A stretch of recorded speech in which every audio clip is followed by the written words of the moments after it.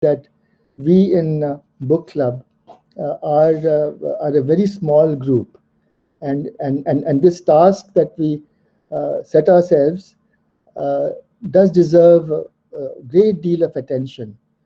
Like like when we started with various philosophers like Sartre or Camus or Russell or many others like Amartya Sen.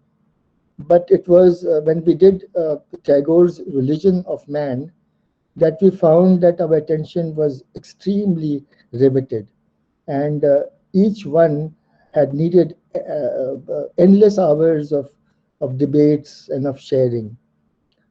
So today, when we had the opportunity of Uma speaking to us, Uma, who each one of us know so very well, and does not need any introduction. But Uma is here to introduce our next book, which is Tagore's Sadhana, and this is happening virtually. And we all of us are have really started feeling that such an important introduction can now be shared, and can an introduction which needs to be shared. For Uma, of course, there is nothing we can say, nothing we can do to express our feelings for the magnanimity of your love, or even your gesture of getting Probal to us for giving us his perspective on Sartre, or yesterday driving down just so this background could be shown. I mean, and you saw this Upasana Griho, and you also felt that it is such an ideal background to have, and it is immensely, we are all immensely grateful that Uma, you came down to Srijan's office and got this background installed. And this Upasana Griho, as we were saying before, is in Shantiniketan, the prayer hall. And what better place to have that in our backdrop to launch such a respectful book on spirituality. So it is fortuitous that Uma is here with us. And I wonder if you know that her father, Sudhendra Chandra Roy, when after he had returned from his studies in agricultural economics in Wales, he himself had been invited by no other person but Rabindranath Tagore to Sriniketan. And ever since then, Uma's family has the sort of the palm of Rabindranath on their shoulders, and it is really fortuitous for us that someone like Uma, who has been with Tagore's writings all her life, whose numberless books ensure that the truth about Tagore does not get hidden, then it does not get misread. So I truly can go on and on, I don't know, to infinity over you, Uma. Please today take your time and please tell us whatever you might without getting hassled about anything at all. Thank you, Uma. Please unmute and please take over. Yeah. Basant, thank you very much. I'm used to your kindness so much that I would perhaps even forget to thank you. Thanks, Srijan. But I'm very glad to be here. Needless to say, it is very, very nice that we can come back to Srijan Pratishthan, even if on a different mode, the virtual mode, as we all have learned to say these days, and hope that the renewal brings lots of joy to those to all who love being at Srijan and with Srijan.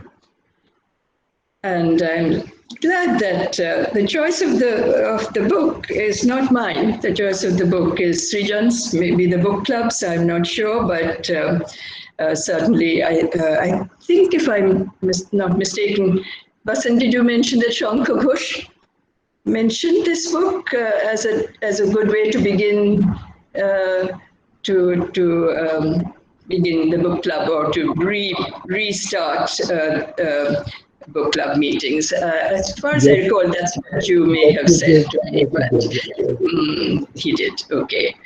So then, with that, and with namaskar to all of you, I will come to the subject of today's discussion, which is on a historical introduction to Rabindranath's Sadhana, the realization of life. Let me begin by saying that this book is a collection of 8 essays on what is said to be religious themes. This definition is open to some discussion. For myself, I would define them as introspective essays, arising from the experience of an individual who grew up in a family where the Upanishads were enunciated in daily worship, an experience and a recall which became integral to the individual's very existence. Let me read out what Rabindranath wrote about that experience, just a little bit of it, about how he recalled the experience. Quote, "There was something remarkable about our family. It was as if we lived close to the age of pre-Puranic India through our commitment to the Upanishads. As a boy, I grew up reciting slokas from the Upanishads with a clear enunciation. We had no experience of the emotional excesses prevalent in Bengal's religious life. My father's spiritual life was quiet and controlled." End quotation. In fact, when I opened the pages of Sadhana to prepare for this presentation, I had read Sadhana many years ago, I was a little taken aback to find that same message, same passage, quoted more or less in the same words in the author's preface to Sadhana. There, Rabindranath wrote, quote, "The writer grew up in a family where the texts of the Upanishads are used in daily worship, where he had the example of his father, who lived his long life in the closest communion with God, while not neglecting his keen interest in all human affairs to suffer any abatement." Again, just a little bit of that author's preface, where obviously the same excerpt has been repeated, and I'll now go into the source of this excerpt. The twice quoted excerpt is originally from Rabindranath's other autobiography, Atma Parichaya, meaning literally self-introduction, or as normally translated, of myself. Atma Parichaya is less known and was posthumously published. It may be described as his spiritual autobiography because in it, the narrative is about an individual's poetic vocation, a poet's soul, if you like, The title Atmaparichaya strikes a fine balance between the inner and the outer. I would like to assure you that Rabindranath is always accessible. Even when he speaks of inward matters, he is not esoteric. And the Atmaparichaya collection is important precisely because it brings something hidden into the public domain. Many know of Rabindranath's two popular autobiographies, Jiban Smriti, translated as My Reminiscences, written at the age of 50, and Chilibala, translated as My Boyhood Days, written in the last year of his life. They are charming and moving writings, but far removed from the search for a defining statement of the poet in him. He himself complained about those autobiographies. But where is the poet? He asked. It seems he undertook that quest. Where is the poet? Quest in Atmaparichaya. He continued to write it throughout his life. Perhaps that is why it was posthumously published.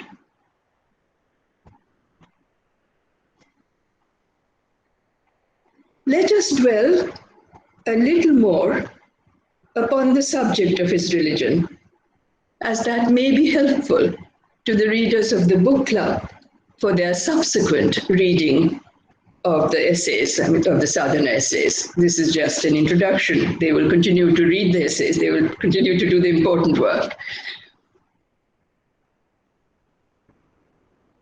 It is essential to note that Rabindranath was dedicated to the idea of a personal being, being with a capital B, a personal God, if you like. One of the most celebrated poems is titled Jiban Devata, literally, life God. The word was Rabindranath's own, and admittedly, the concept was of deep importance to him. There is a discussion about Jiban Devata in the first essay of Atmaparichaya, where he quotes from that poem. It resists definition, and many of his very important commentators have tried, but I think they've all sort of more or less concluded that it resists definition. But Jiban Devata may in part be said to be a guiding presence in his life, to be discovered in ever new revelations by the inner process of personal communion. Not all that different from Gandhi's inner voice. I know that all of us think of and quote from the differences between the two. And indeed, there were differences, but there was a profound likeness in them, which I think so many of us have missed.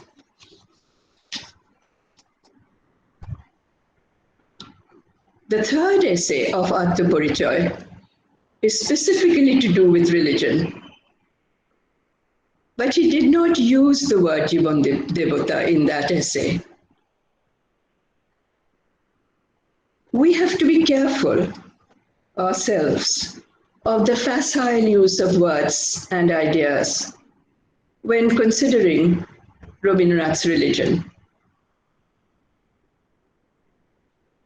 He makes clear how he eschewed the secondary injunctions of religions and their easy labels. Better, we think of him as a humanist, rooted in the Brahmo faith and in the Vedas and Upanishads of Sanskrit scripture. He once wrote to a friend, "Can you squeeze me behind any one religious boundary?" Quote unquote. In the Bhaktapuricha essays, he seeks to present himself. He seeks to present something of the self, something that is hidden from the public domain, and refers in that effort to what is familiar and personal to him, as well as to his poetry, to several Sanskrit slokas, and at one point to Jivan Devata. In conjuring up my understanding from all the above pickings, I feel that the Sadhana essays were more in sync with the book's subtitle, which is The Realization of Life, rather than with a religious theme or themes. Spiritual, maybe, but religious, maybe not.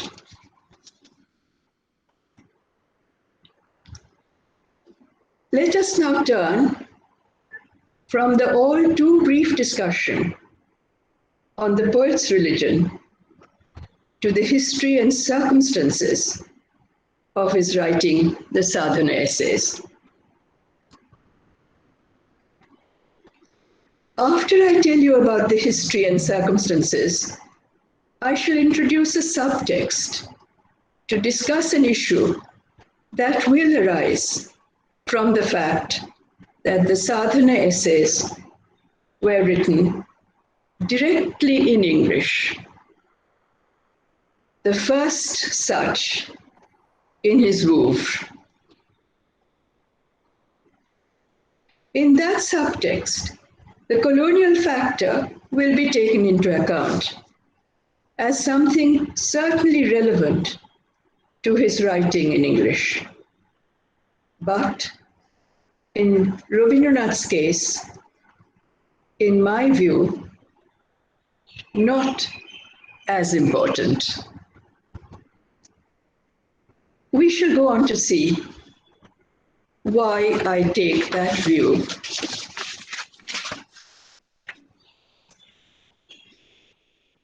Now to history and circumstances.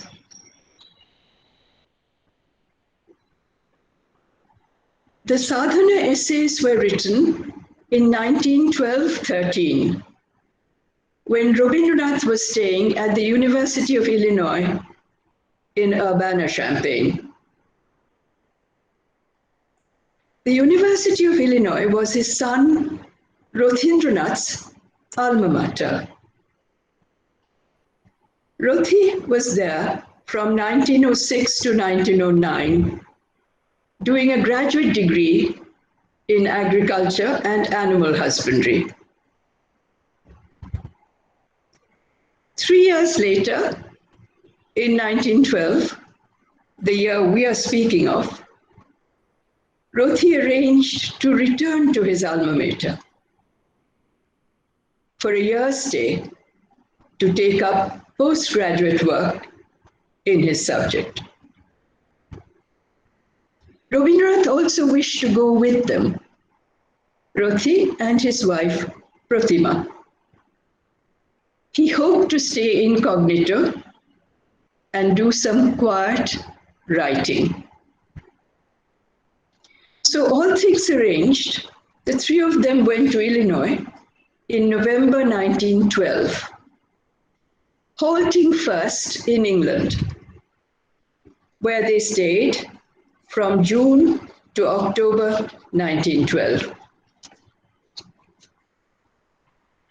On reaching London, their travel agent Thomas Cook assigned them to the Bloomsbury Hotel.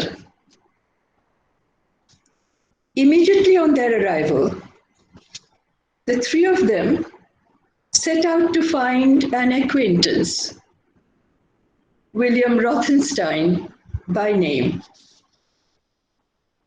Rothenstein was a distinguished British painter who came to paint in Varanasi in 1910. From Varanasi, he came to Calcutta to meet the artist brothers Abanindranath and Gaganendranath Tagore, who were Rabindranath's nephews. He also met Rabindranath and asked if Rabindranath wrote anything in English.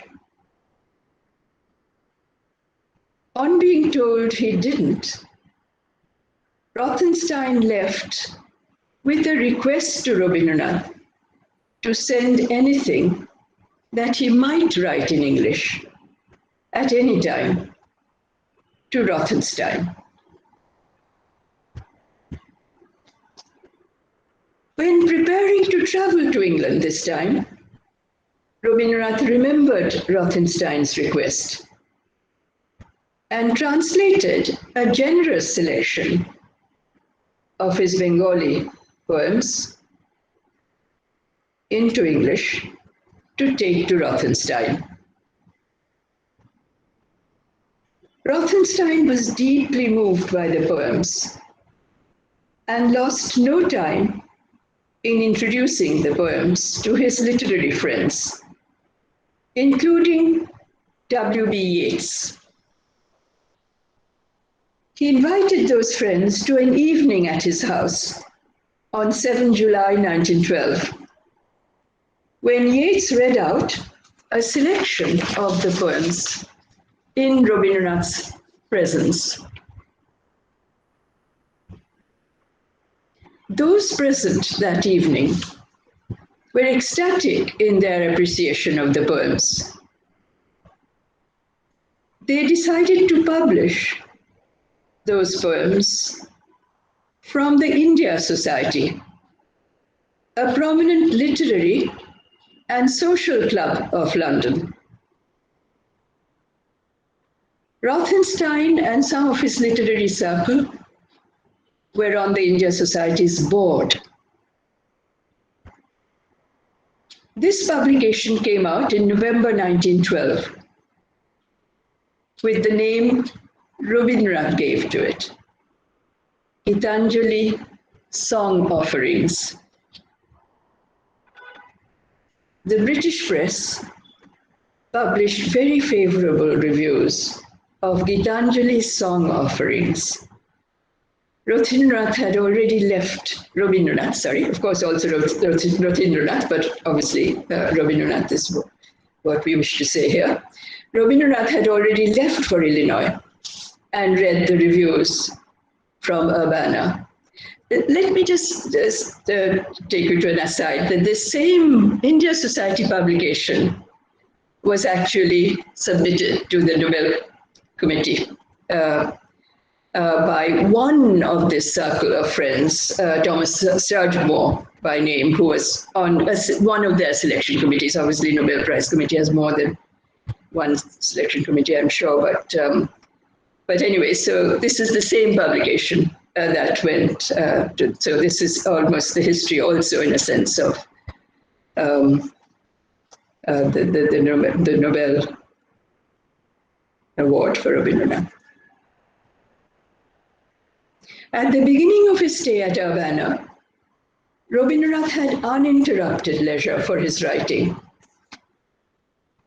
But soon he became the center of attention of a small community at the University of Illinois campus. They were the local Unitarians who belonged to the West's Brahmo Samaj.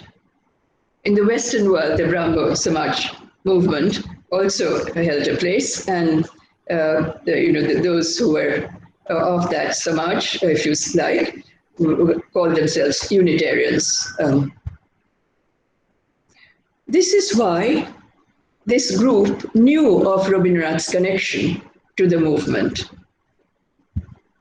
They invited him to address the members of the Unity Club. The Unity Club was the church, was the name of the church of the Unitarians at the University of Illinois campus. Rabindranath agreed and delivered 4 lectures to the Unity Club, which was subsequently included in the publication of Sadhana, the Realization of Life, along with 4 more essays, which were also given as lectures, but elsewhere, not at the Unity Club. The book was published by Macmillan and Company in October 1913. The titles of the essays are The Relation of the Individual to the Universe, 1. Soul Consciousness of India, 2. The Problem of Evil, 3. The Problem of Self, 4. Those were the 4 lectures that he gave at the Unity Club.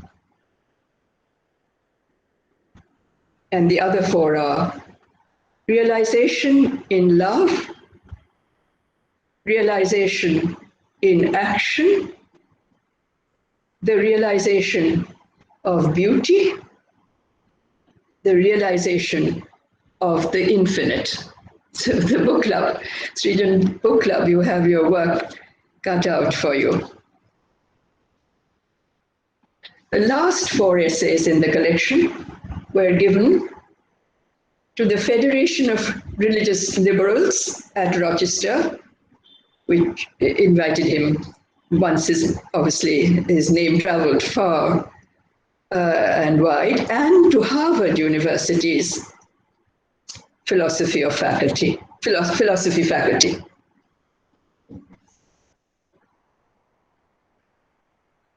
As we know, these lectures or essays were written directly in English. Why do I emphasize the word directly? Because this was when Rabindranath was becoming a bilingual author. Of course, his genius was unmistakably as a Bengali poet, but we must not forget that his international reputation was founded on his Nobel Prize in Literature for his collection of poetry in English, Gitanjali Song Offerings. Besides the other qualities of the award-winning work that was selected for the highest literary award, it was also a recognition for Rabindranath's skill in English writing, even without English being his native language. That recognition was international and national, due firmly to his bilingualism.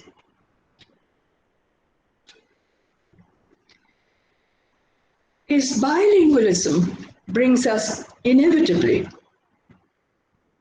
to the colonial factor in Rabindranath's life and career, or indeed to the historical predicament of his being born in a colonized country. There were two consequences arising from that historical predicament. Firstly, that he could exercise a linguistic choice between Bengali as his mother tongue and or English as the language of his country's rulers.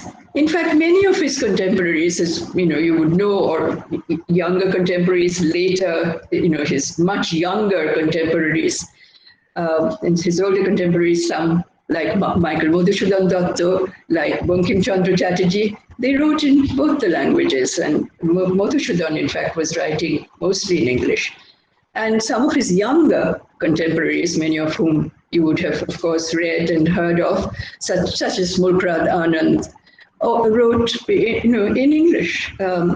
So again, it's sort of linked to this history.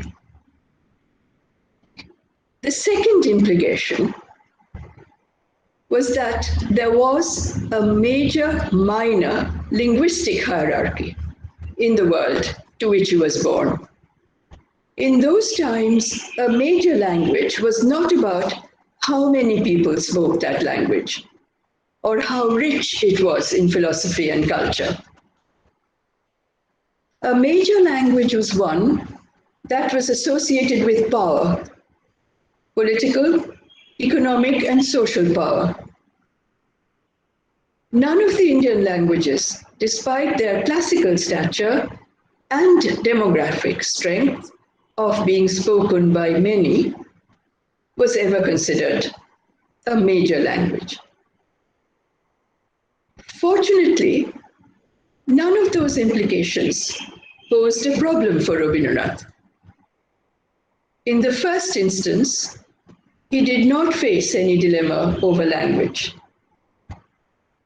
In his case, the mother tongue was the one and only medium of his creative expression. In fact, in a foreword that he wrote to the Bengali Book of English Verse, edited by Theodore Douglas Dunn, published in 1918, Rabindranath asserted, quote, "Our literature, that is Bengali literature, has finally discovered its natural channel of creative expression in the mother tongue," end quote. In fact, during the years 1906 to 1912, he was writing some of his finest lyrics, including Kya in 1906 and Gitanjali in 1910, and two of his deepest plays, Raja in 1910 and Dagkhor in 1912.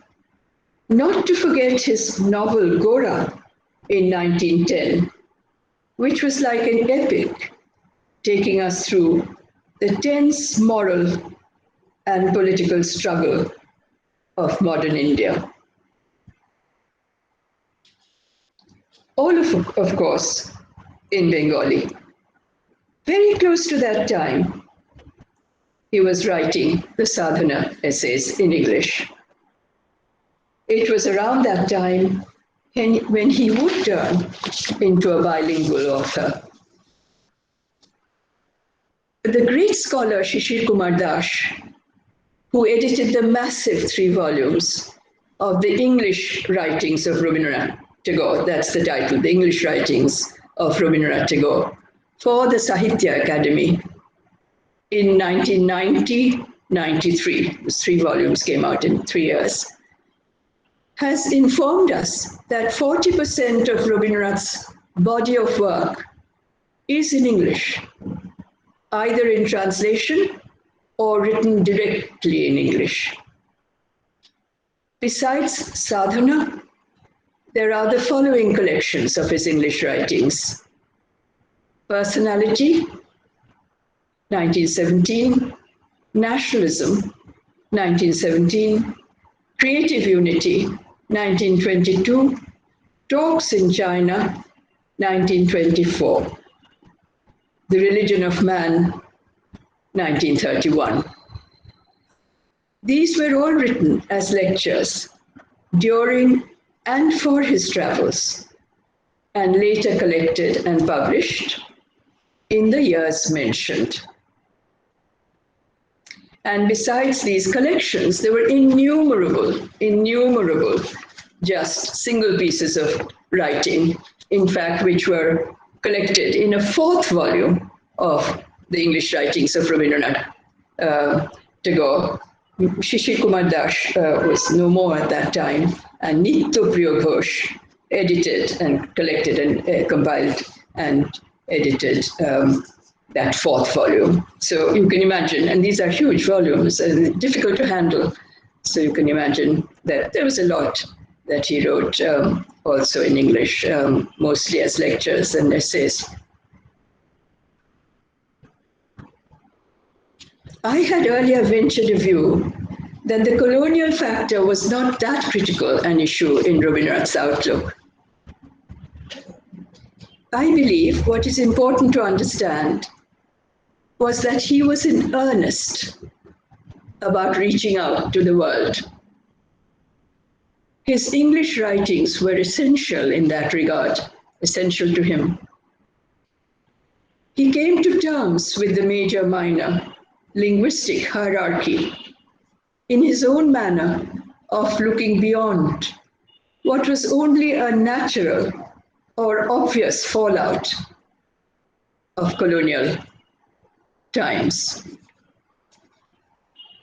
He had the sixth sense to know it was not just India that encountered this, but the European countries too, because English became the one undisputed international language with the spread of the British Empire from the end of the 18th century. Reading and rereading Rabindranath, we shall sense how desperate he was to break out of being a colonized provincial. He wanted to close the potholes of history that empire created and to open the doors to a new age of human understanding and international cooperation. He worked lifelong to make his rural hamlet of Shantiniketan into a thread to the world. A school was founded at Shantiniketan in 1901, to which was added in the next 2 decades an international university and an institute of rural reconstruction named Sriniketan. He named the whole institution Vishwabharati International University, India's first international university. Not that this is how we think of Vishwabharati, but indeed, officially that is so. On record, that has to be so. Inaugurated officially in 1921, Vishwabharati was endowed with a Vedic vision. Yatra Vishwam Bhavate Eka Niram, meaning where the world beats as in a single nest. Quote, where the world meets as in a single nest, unquote. These are part of the university's official logo in the historical records. The making of this institution became central to his national and international concerns throughout his life. It was an education which sought to work for a common humanity, locally and globally, an institution unhindered by the territorially bounded model of the nation state. He wished Vishwabharati to be India's entry into the universal. In an essay on national unity written in 1917, we have him saying, quote, "The geographical segregation of races has been removed to a large extent by the help of science, but the psychological barriers, solidly built upon time-honored tradition, still stand firm. In fact, are being raised higher and more strongly buttressed on all sides." End quotation. Rabindranath thought that his global, is it all right now? Global cultural project of a civilizational meeting of the races could be an opportunity, even if carried out by necessity on a very limited scale, if even just to establish an ideal for a change in the psychology of the world. Establishing a center for the study of histories and cultures, which was his Vishwabharati, he held could become a rational means of fighting the forces of war and violence between nations, because he was firmly convinced that it is because we don't know our histories that we fight one another. And that is obviously in relation to World War I, which he took by shock. And right at the end of his life, of course, he had to take another shock with World War II just about starting when he was coming to the end of his life. That was the driving force that led to the establishment of Vishwabharati International University, a rational means of fighting the forces of war and violence between nations. He was not apologetic about the small scale of the work. He knew there was not a lot he could do single-handedly. His goal was to establish an ideal for his country, an ideal for a non-parochial and inclusive nationalism. And in fact, Shantiniketan and Sriniketan became international communities quite substantially in the 1920s and the 1930s, with some of the world's renowned Indologists, Sinologists, Sanskritists, agricultural experts, internationally acclaimed malaria experts, European and Japanese painters who came and either painted, if they were painters, and taught in Shantiniketan, or they taught Indology, they taught Sinology, etc. This great sinologist, one of the world's renowned at the time, came from the Sorbonne, Sylvain Lévy. He was the first visiting professor of Vishwabharati in 1921. A young Viennese student of art history, who was still doing her doctoral degree, came to teach a course on the history of Western art at Vishwabharati's Kala Bhavan, invited, of course, by Rabindranath. And this person later became one of the world's experts in South Asian art. She was doing her PhD on Buddhism art, so she was obviously also very interested in India. This was Stella Kramrisch, curator of the celebrated Philadelphia Museum of Arts, South Asia, Art and Culture section. Is it gone again? No. Vishwabharati was not bounded by the nation state. Vishwabharati was for world learning. Rabindranath declared, quote, "Where truth is concerned, there was to be no question of East or West. Access to the world's fountain of knowledge was essential. Imperial rule had restricted India's entry into that arena. End quotation. This was the central message of his lectures as he traveled the world to spread the work about Vishwabharati, inviting anyone who thought alike to come to Shantiniketan. And those who came and became his friends also became partners in this effort. One cannot quite say that of his nationalist contemporaries, who thought his idea was a poet's whim. All on record, with the sole exception of Gandhi and Nehru, I hasten to add. Gandhi and Nehru were very close to Rabindranath. Gandhi frequently referred to Shantiniketan as a pilgrimage. Nehru sent his beloved daughter, Indira Priyadarshini, to study at Vishwabharati.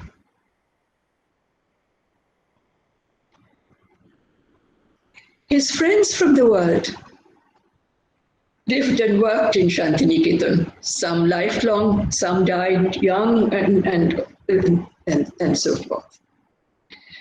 When C.F. Andrews died in 1940 in a Calcutta hospital, where he was brought from his lifelong abode in Shantiniketan, Gandhiji wrote to Rabindranath, Gurudev, Shantiniketan was as much Charlie's as it is yours.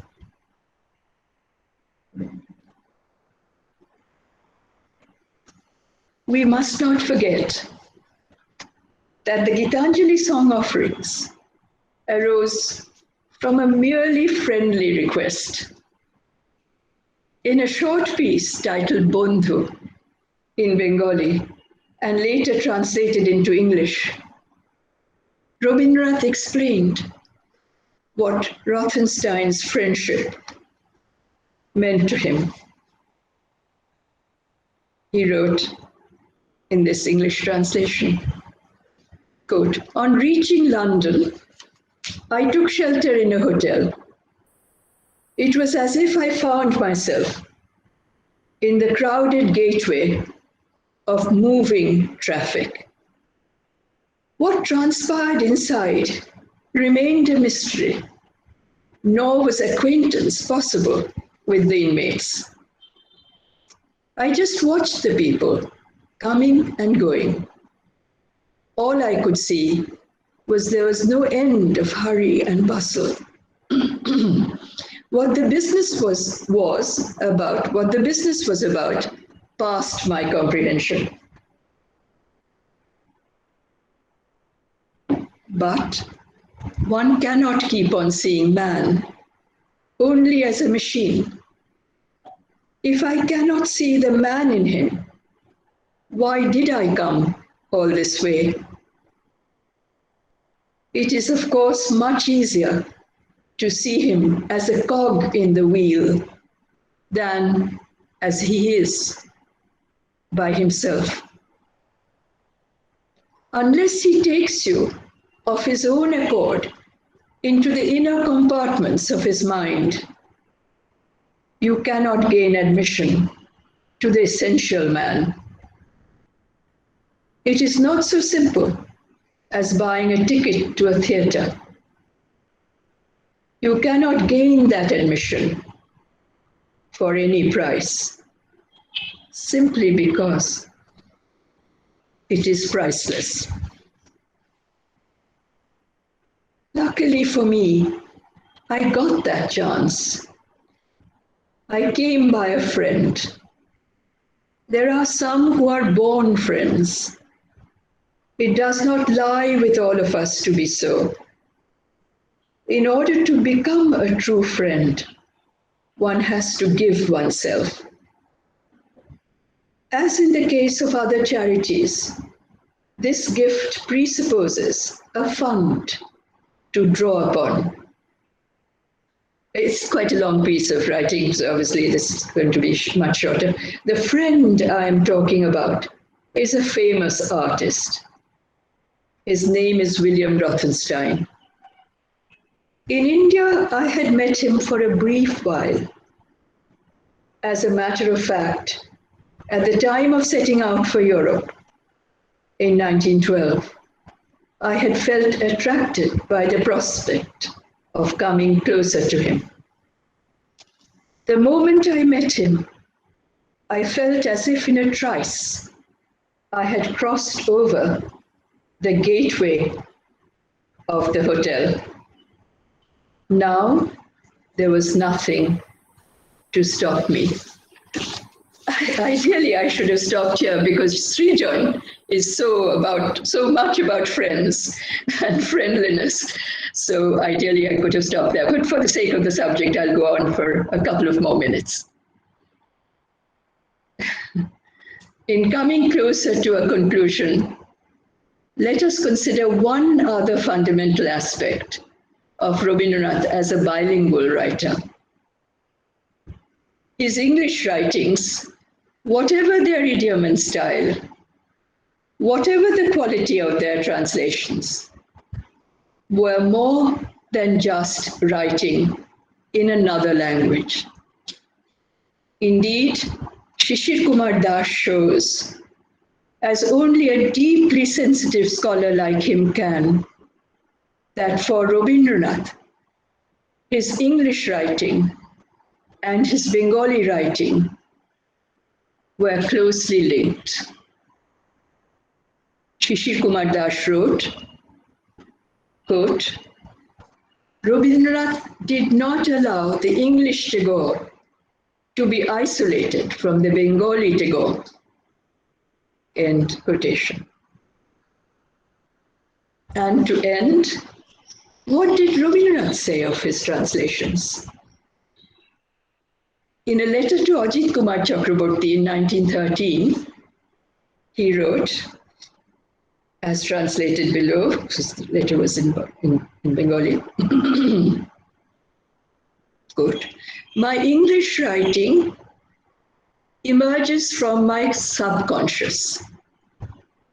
Once I mount the peak of conscious will, all my wit and wisdom get muddled. That is why I cannot gird up my loins to do a translation.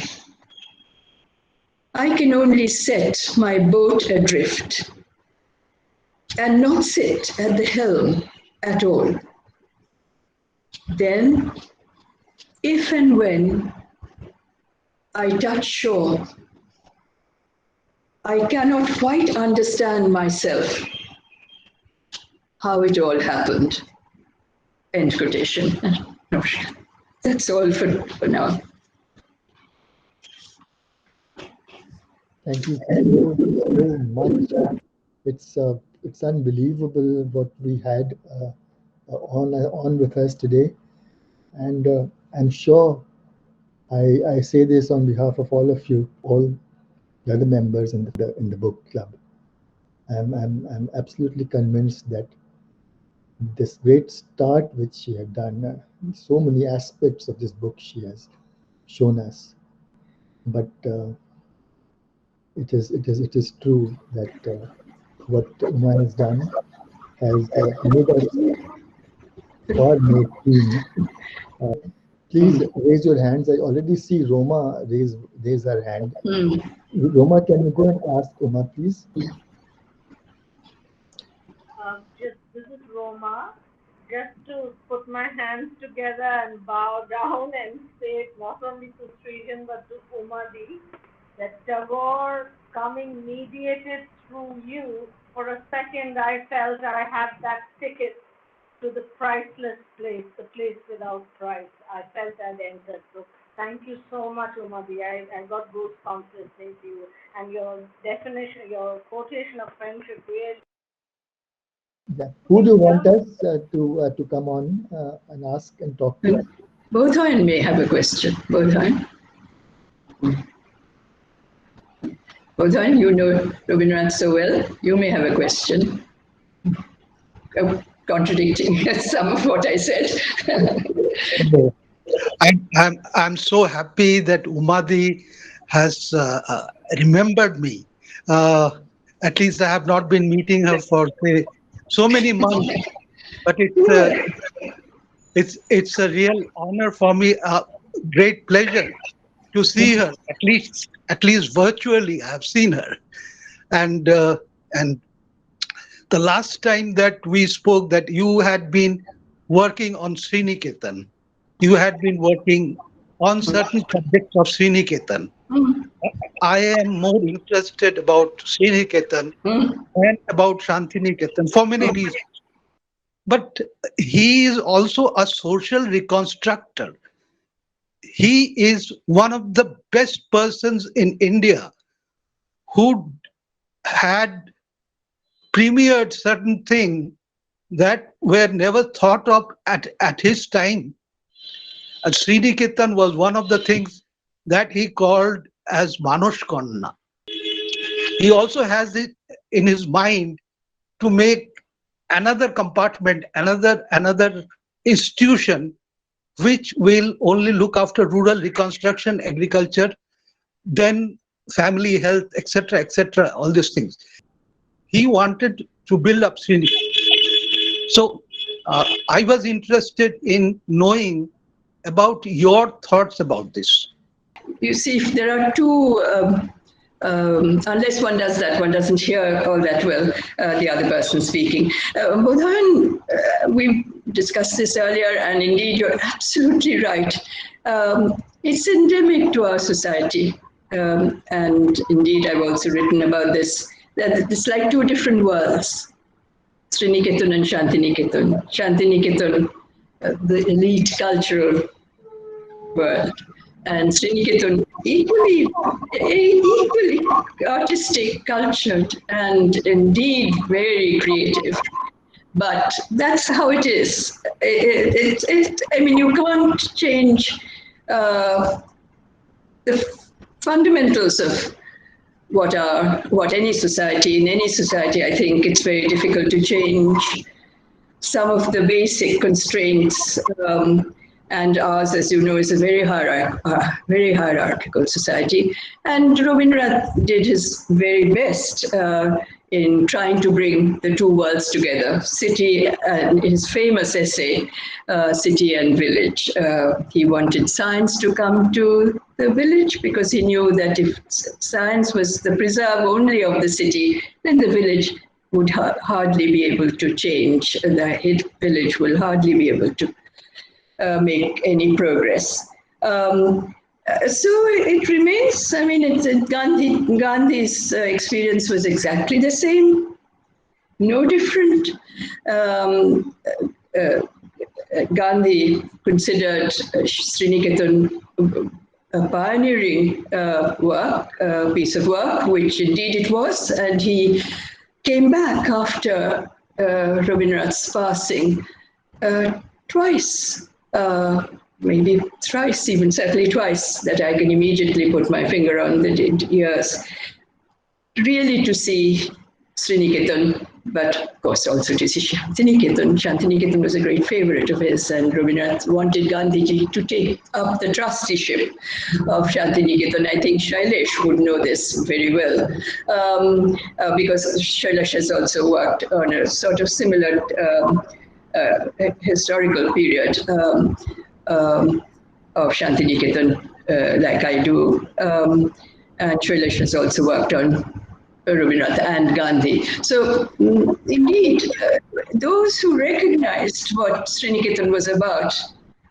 certainly found it one of the greatest pieces of his work, one of the greatest contributions, both in the world of the sciences, because obviously there were all these laboratories that had been set up, actual laboratories, where experts came, all the farmers, to these laboratories, and together, because the idea was to combine knowledge, not to say, well, traditional knowledge is nothing, we'll discard it. No, that is not what was done, that was not what was meant. And, however, to also bring scientific knowledge to agriculture, because it was clear that without that, the farmers would never improve their life, would never get out of the great drudgery of the way they had to actually do their farming. And I'm sure you know this, Bodhan, but let me just mention one example, that the motor tractor was used in Sriniketan for the very first time in India. So this is not a place, and you kindly forgive me for this, to say anything about one's work, but I know you've talked about this to me, and I mentioned that I was writing a history of Sriniketan. You'll be glad to know that I did finish it, and it is it is with the publisher now. It should be out anytime. When it comes out, I'll let you know. Thank you, Uma. May I invite our friend from France? She is Cecile Ohani, and I really invite her to comment or ask Uma, who is a very honored guest of ours. Well, I was absolutely thrilled to listen to your presentation. I learned so much. And I was so interested in what you told us about the question of Bengali and English in Tagore's work. Thank you so much, Dr. Dasgupta. Thank you. Well, thank you for your kind comment. Thank you. Dola, no question? I wanted to thank Uma for such a wonderful lecture on Rabindranath Tagore, and I was really spellbound. Thank you. Thank you very much. What about Shailesh? Shailesh, won't you have something to contradict me over? I mean this genuinely, of course. Where is Shailesh? Shailesh has left. Yeah, Shailesh has just left. He called me up saying he has been called. Okay, all right. Our next book. And when will you start reading these essays?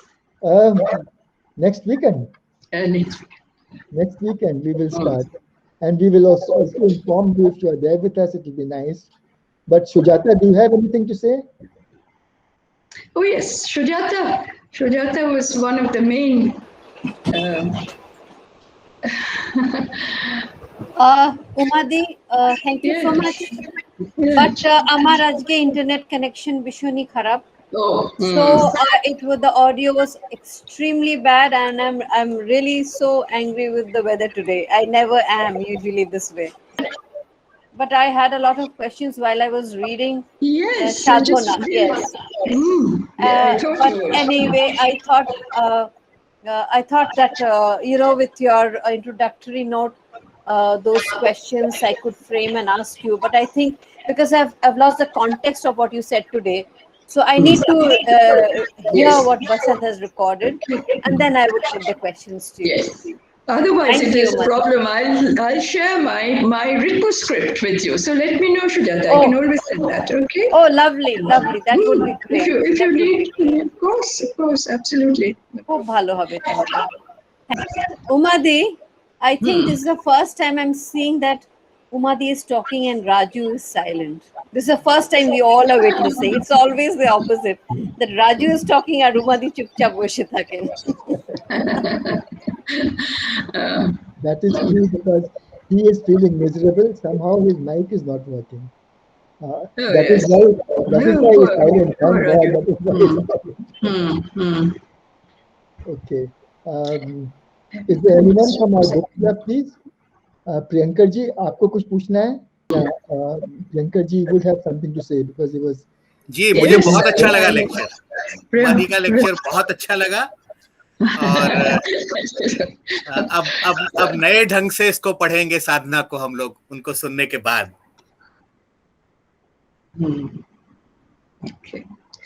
Good. Jagdish Korbe? Sorry, what did you ask?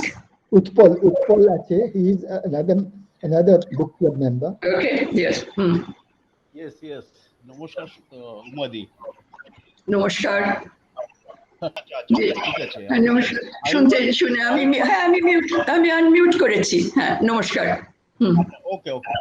Just I want to ask one question. Please. I don't know whether it is pertinent or impertinent. It doesn't matter. As we are going through the book Sadhana, one question arises in my mind. I think you can clear it. So why Tagore didn't write this book? What goaded him? And I think he wanted to leave some message. What that message is? It will help us to go through the sadhana more precisely. Well, he wrote it because he was writing it. I wouldn't say that he wrote it because the Unity Club, members of the Unity Club, wanted him to go and speak. It's very difficult to put one's finger on that kind of thing, whether he wrote it just before or just after. But one thing I do know, because it's on record, so it's very difficult to say for sure whether he wrote, to repeat, just before he was invited to speak at the Unity Club or just after. But as I was saying, one thing is on record, that when he was asked to speak at the Unity Club, he was actually wondering whether they would understand what he was going to say, because he felt that it was so deeply sort of out of his spiritual thinking, not religious, but spiritual thinking. Also, I suppose, out of our tradition, the Upanishads, to which he was so totally dedicated. So he was doubtful that they would understand. So that raises a question also in my mind, that would then he not have started to write in English? Was he thinking of writing some essays which could have been written also in Bengali? But because they asked that he wrote in English, that is difficult to absolutely put one's finger on. However, there is a second part to this question, which is what I've been talking about essentially, which is that he was planning to reach out to, planning is a very weak word here. He was very keen to reach out to the world. And the only way he could do that is obviously to communicate in English. And he had no qualms about that, no qualms whatsoever. And so that was part of a driving force in him, that he wanted to reach out to the world, and he knew that the only way he could reach out to the world was by writing in English, giving talks in English. And so he did that whenever he was traveling in the West, and he traveled umpteen times to the West, 5 trips to the US, 9 trips to Europe. So unending was his activity, was his effort to reach out to the world. So English was a very important medium for him. Thank you. And it started, as I told you, by those translations that he did, which he had not written in English earlier. He had not translated into English earlier. But when Rothenstein requested him, just to repeat, in case the connection may have been not so good, so you may not have heard all the details. That was an opportunity to reach out. And the only way he could do it was in English, because if Rothenstein could read Bengali, he wouldn't have asked to read his work in English. So yes, English was important to him. Writing in English was important to him, and why not? I mean, no reason not to. And I should also add, as an important third point, even not directly linked to sadhana, our discussion on sadhana, that, and I've said that, that Vishwabharati, which was his, his great goal to make it into an universal institution, universal so that it could reach out again to the world. So Vishwabharati was for the world and for the world's learning to come to us, which he thought had been restricted, obviously, because, when you are a colonized country, you don't get everything that you could. I mean, you don't have the freedom.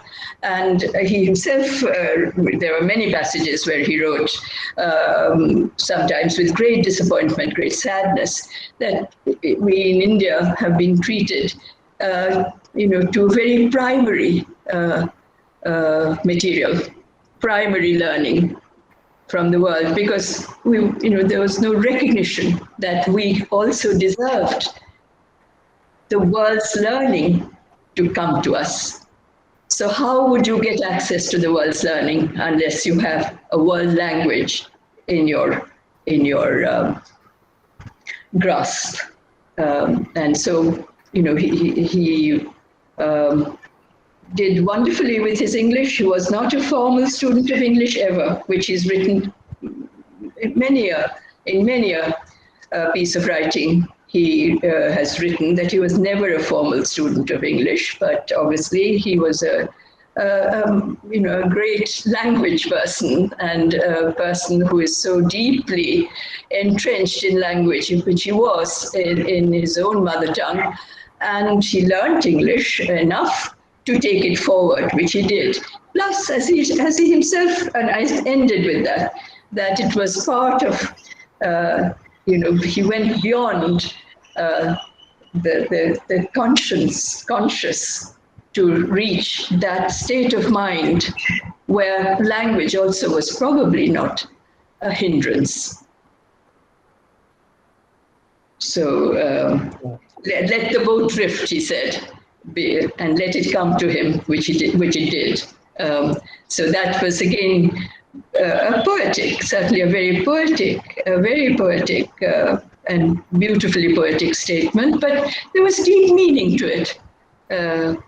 That he wasn't sitting at the helm and actually sitting down to translate, but he let it drift, let the boat drift, and he often used this reference to a boat, Shonatori. Often, Tori was a very, very favorite of his references to explain how he was responding to life. And so he let the boat drift, which really means he let language come to him as well. So much more than his formal learning. And that's why his English is criticized, of course, even today, that he didn't write good English. He probably didn't. But he certainly wrote English that had greater meaning than perhaps what we understand by correct, grammatically correct English, whereas the sentences are grammatically constructed and well constructed, and his sentences probably would sound not so grammatically correct and have been said to be so. But all the same, how did the Gitanjali poems in English, move people?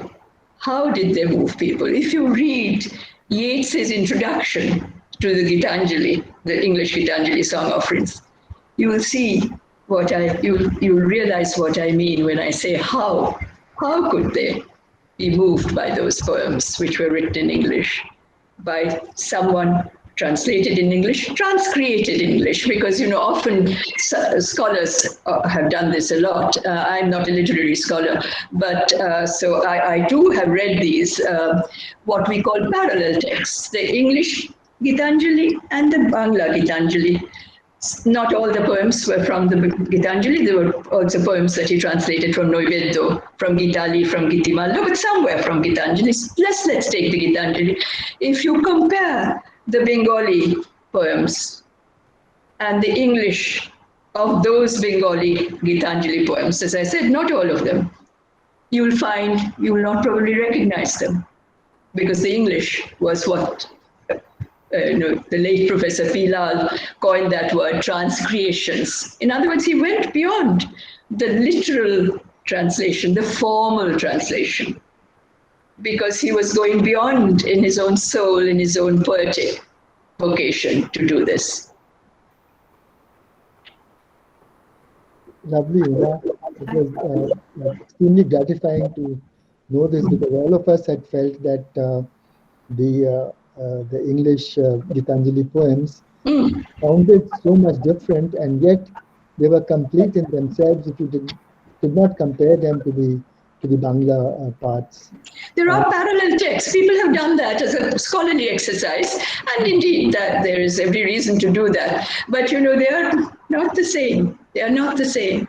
And once Edward Thompson, the English historian, who was also a biographer of Rabindranath about the English Gitanjali, he had given his script to Edward Thompson, who was a great admirer of the Rabindranath's poetry, great admirer. And he had given them to Edward Thompson. And again, Edward Thompson quite rightly thought that some of it was not correct English. And he tried to rectify. And at the beginning, Rabindranath accepted it. And then I think he had second thoughts. And he said, look, the Gitanjali translations are very much my own. And I want you to help me in my English, but I don't want you to touch the Gitanjali translations. This is all on record. In fact, I myself have collected and edited the English, the letters between Edward Thompson and Rabindranath. I called it A Difficult Friendship, the letters of Edward John Thompson and Rabindranath Tagore, published from OUP in 2002. And all these letters are there. So this is on record. Said, no, I don't want you to touch my Gitanjali poems. But even today, people are retranslating, rewriting the Gitanjali. Very recently, there's been another poet, and I don't know whether she writes only poetry, but she certainly does work on poetry. It was recently reviewed in The Wire, her work, and this is just a few days ago. So they're still rewriting Gitanjali because they are saying this is archaic English, this is not right, this has to be changed, so we'll change it. I suppose too late to change the historical Gitanjali, but indeed you can change it as things seem right to you.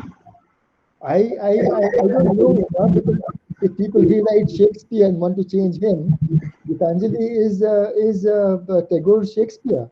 How can you change it? Well, people have done it. I mean, even let's be fair, his best translator, I would say, young though, but a dedicated person, unfortunately too ill now to carry on with his work. But he did a lot while he was well. William Radice.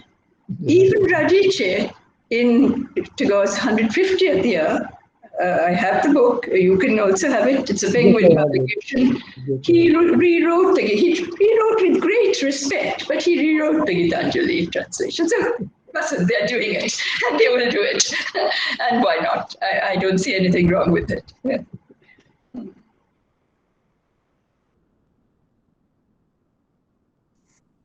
Dada, I like to say something. Bolo Topon. Topon is an artist. Yes. He has also been with us ever since 2000, and his paintings are decorating my walls as well as my family's walls. And he's a very, very nice artist and very sensitive. Topon, Bolo. Yes. First, thank you very much, Umadi. It's ignite me, encourage me, your whole talk. And Dada, also thank you very much for the background. It reminds me of my student days when on each Wednesday we used to go to the prayer hall, that is, we used to call Mandir. I think today also students used to say this is prayer hall, but actually we used to call in Shantiniketan this is Mandir. And still I am thrilled that when I was a student, I used, and from probably second year, we are no longer using any of our shoes. We used to walk in barefoot, khali paye. So all those things happened for 5-6 years in Kolabhavan, Shantiniketan, and I think that the way we talk, the way we walk, and long back, Rabindranath Tagore also walked the same way, and those dust are still there on which we are walking. Thank you very much. Thank you. Such a beautiful way to say that, to feel the dust of the God you worship and touch it is something which is absolutely a thought-provoking idea. Sorry, Basant, I couldn't hear properly. Were you talking? I said you are a member of our book club. Would you like to take on the task of saying thank you and end the meeting? It's great, great. Just to say, first of all, to remember again that Srijan, as Umadi has reminded us through her beautiful and elegant talk this evening, that it's essence of friendship. I'd like to end not only with the gratitude that we feel in our souls and the igniting of hearts that our Kolabhavan painter just mentioned, walking on the dust of Vishwa Kobi in the beautiful backdrop that Basant has provided of the view, absolutely exquisite prayer hall. But also to thank you, Umadi, because I think we've all experienced both. One is our individual, for some of us, even ecstasy of listening to you, connecting with the one and only Rabindranath Tagore, and as individuals. But I also think in Srijan, we coalesce and we experience being. I think that's what the first paragraph of Sadhana is talking about, and the oneness of sentience and being. And I somehow feel we experienced it this evening.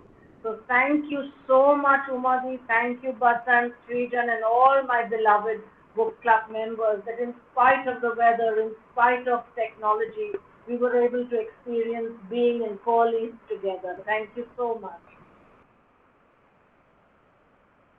Thank you, Uma. And please put your mic on so that we can hear you. Yeah, please unmute yourself, Uma. Yes, I have just unmuted myself again. Well, thank you, all of you, to be so kind and so affectionate and so gracious. And I'm so glad I could do this. Sujata was the first person, I think, to invite me, and with great warmth. It had to be, as we all know, postponed because of another COVID wave, as they call it. But I'm glad I could do it, Sujata, finally. Thank you so much. Thank you all. That's all. This is, thank you very much. Bye-bye. Bye.